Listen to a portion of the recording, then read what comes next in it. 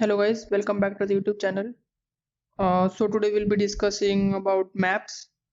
So in order to use map, you need to import this header file, which is map, obviously.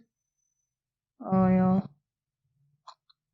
So first we'll see how we initialize map. So for initializing map, we need to write map in command. So this is a map name as m, and it has key value. The key is type of int, and value is again a type of int. So if you want to use like string, you can use string, characters, and int characters, character int, any type of variation can be done. So this is how we create a map. And if you want to insert anything in the map, you can use insert function, that is m.insert, and you can write like 1, 2 for inserting that value in the map. So here it will be inserted as 1, 2. So again, there are another way you inserting. You can write m 3 equal to 4, then it will be inserted as 3, 4, 3 as a key and 4 as a value. And there is again one more method which is used to m.at. This at operator is again can be used to update the value, not to insert. For example, m.at, if you write 4 equal to 5, then it will show out of range exception.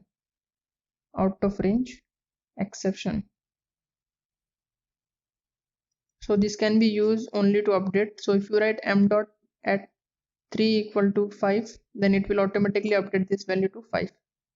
So this is the use of this dot at operator. Now you can also iterate maps. So there are many ways for iterating maps.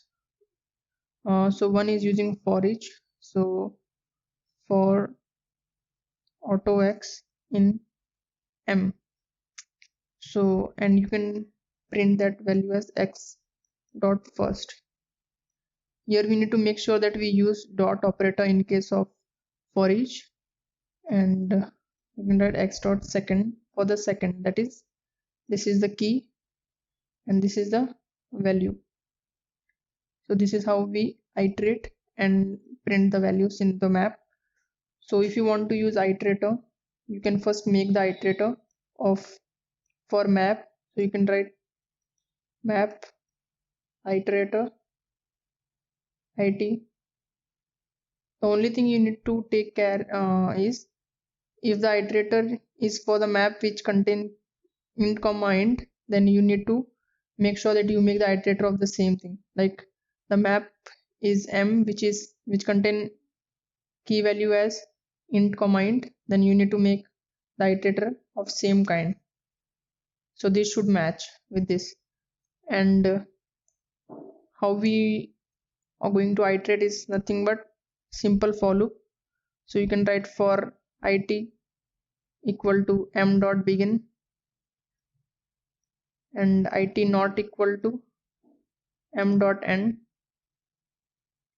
it plus plus. So here in order to print the values, you need to use the arrow operator, and you can write for example unit cout. So this is first element and this is the second element, which is nothing but the value. So yeah, this is how you can iterate in the this map. And suppose you have this 1 2 3 4 5 6, and if you want to clear this whole map, you can simply write m dot clear function. So this automatically clear the whole map which was initially stored. And if you want to find some element in the map, so this is the map, and if you want to find whether the 5 as a key is present or not, so you can directly use the function if m dot find the value which you want, the key which you want to find is not equal to m dot end. Is not equal to m dot end means you already found the value before the m dot end comes. For example, I'll explain. See, what happens is when in the iterator, m dot begin points to the first element of the map and m dot end points to the value after the last element. So if iterator doesn't reaches to the end, that means it has found some element before that. So in that case we can write that we have found the element, and else you can write we didn't found, not found. You can string. Okay, so this is how we use find. You can again use this find using this normal iterator, that is also fine. And count again can be used as find. So count gives the value of the key, that how many times the value is present. So again you can see the map only contains a single type of key. For example, you cannot have key 1,1 for like it is giving value as 2, it is giving value as 3. This is not possible here. In multiset it is possible, but in key, but here it is not possible. So you can give condition like if m dot count of 1 is greater than you can say is equal to 0, then you can say it is not found, else you can say it is found.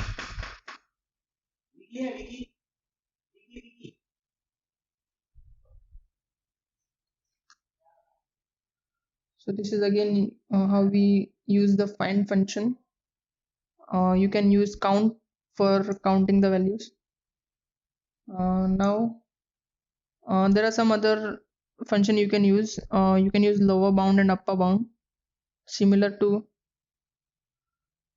lower bound and upper bound. So what this lower bound does is, see, if you have values like 1 2 3 4 5 6 in the map, so if you are using lower bound, then it will give the values lower bound of, for example, you are using lower bound of 2, or you can give 3, then it will give this value 3, 4.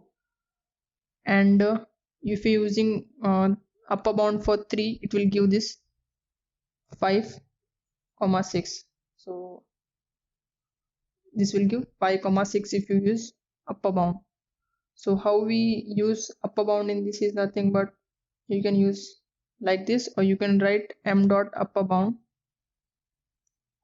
of the value which you want to find. So it will give value 5 or 6 because upper bound point next to the third. And I'll explain the algorithm which we use. So you can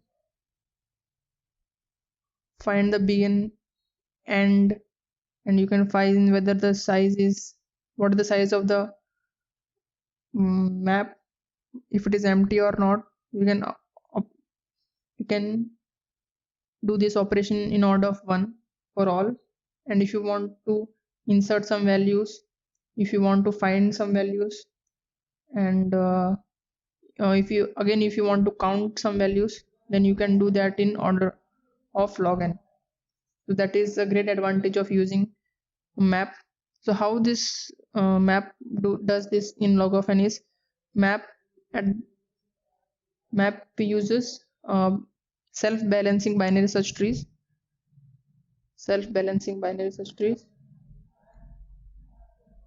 which gives them this power of finding, insert, and delete operation in order of log n. For iteration, you will be using order of n, because again you need to traverse all the elements. So again, these are the some of the basic and the fundamentals of maps which we use in many questions to solve. So I guess that's it for the map. If you want any further information, just comment below so that I can come to know and I can make a video for that also. So thank you for watching, and if you are a subscriber, then that is good. If you're not subscribed yet, just go and subscribe to the YouTube channel, and we'll Snowfall meet by in the next Scott video. Thank you for Buckley. watching.